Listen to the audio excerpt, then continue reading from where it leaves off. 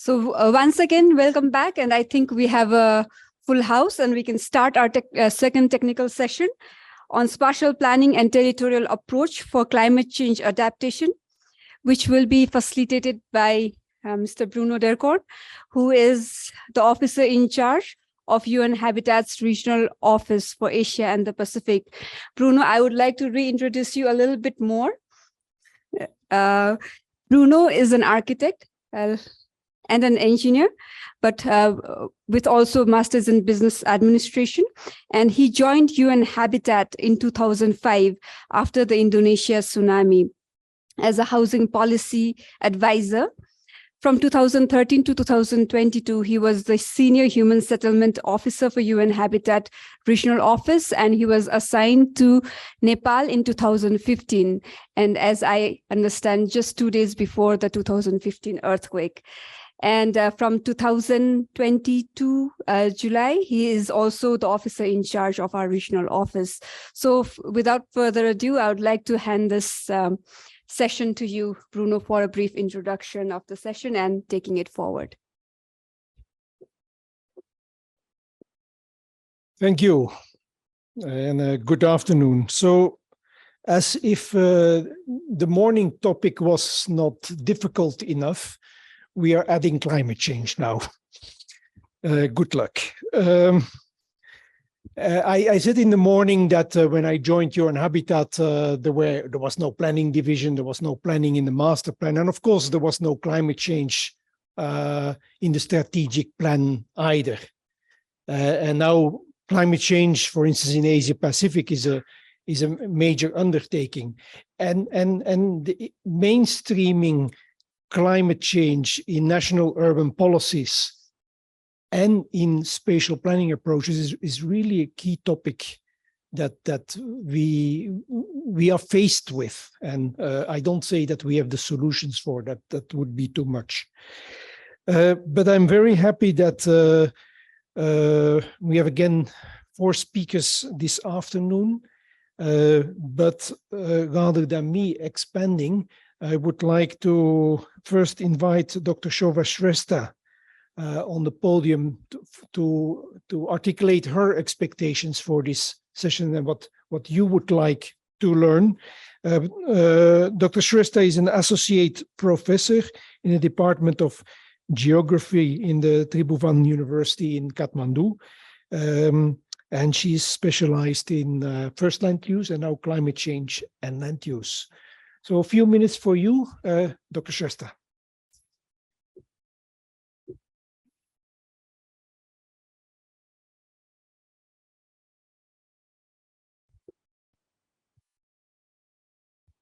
Thank you. Thank you, Bruno. So I'm very grateful to be the part of this platform. Can you have a slide, please?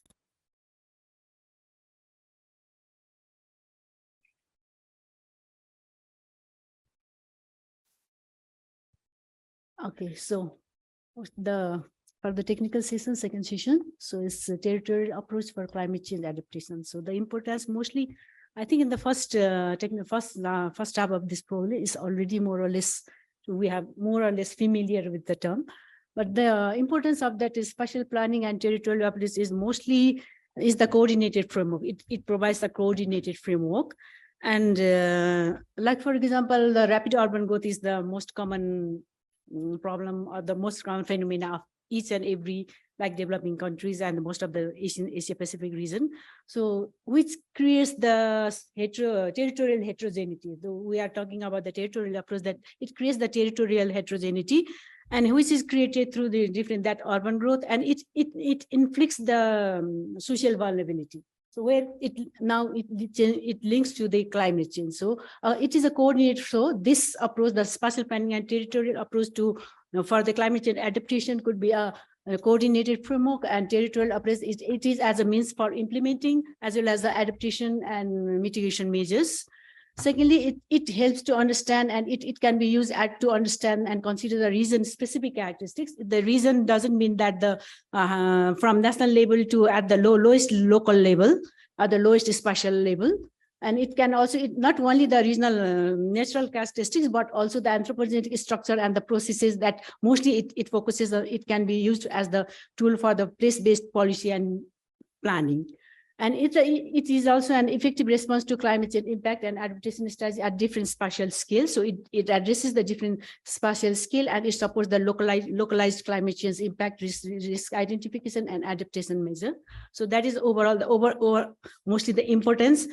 That means it's not only the, like for example, we are only talking about most of the time we are mostly talking about the more physical structures and the administrative boundaries. So in this context, it's not only the administrative, it's also asked for the social cohesion also. It's not only the natural or physical infrastructure only.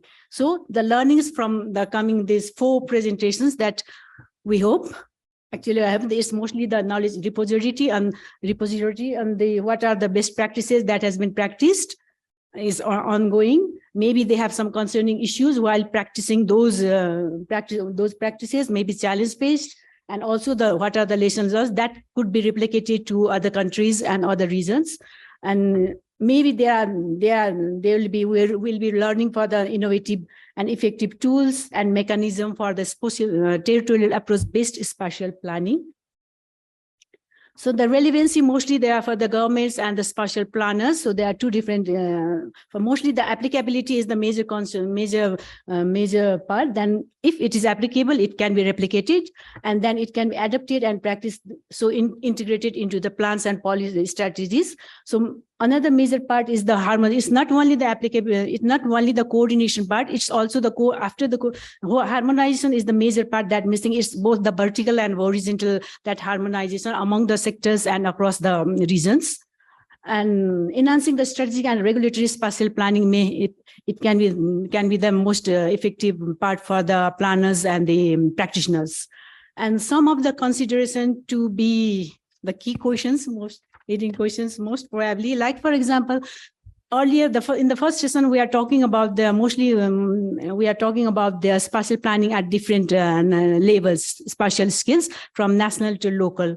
But in this context, so is climate change effect changes with the boundary or not? So that is how climate change is more complex, like Bruno had added, that the administrative boundary doesn't break the effect of the climate change or any other disaster and any other resource availability or resource utilization. So one of the major considerations is the relational manifestation of climate change effects and adaptation. So what the first part is only related to the harmonization, that's more the effective role. And secondly, the strategy and effective implementation model. So what should be the implementation model so that it can reach to the ground? So at the ground level. So there are a lot of models, approaches, methods, what we can say there are many, from theoretically, conceptually, at also the practice-based, evidence-based. But so what to do is that, like, is it like purely from, like, for example, earlier example also, we have gone through like from purely avoidance and restrictions to the some flexibility. So what are those implementation models? And finally, the implementation challenges, like, for example, if we go to for the, like, we are going for making the better space or the better place. So better space is more physical, like infrastructures, plans, regular frameworks and acts, all those things. So for example, okay.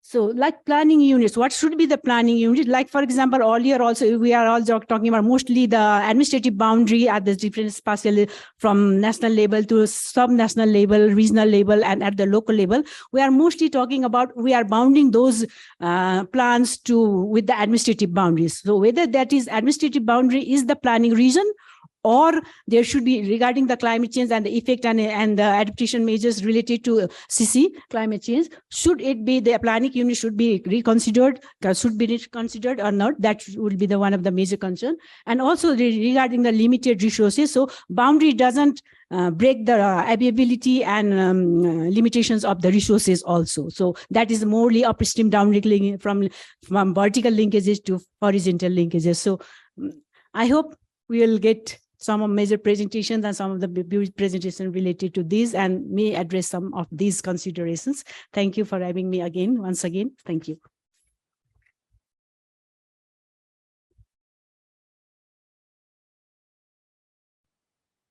Thank you, Dr. Shrestha. And may I ask Professor Saswata Bandyopadhyay from University of Ahmedabad, India. It's also a major preoccupation for you to work on planning and climate issues. So please add your notes.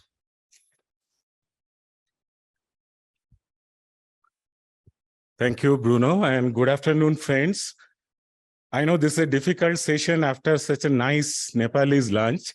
So, and I'm also that difficult person, what Bruno mentioned, somebody who is trying to combine urban planning with climate change.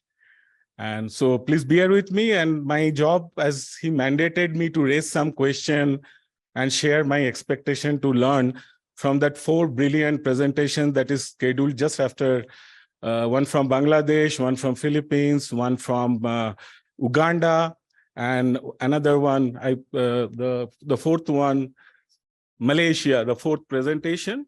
Friends, as you all know that we are urbanizing, and when you say urbanizing, 2 physical manifestations that is happening on our urban context.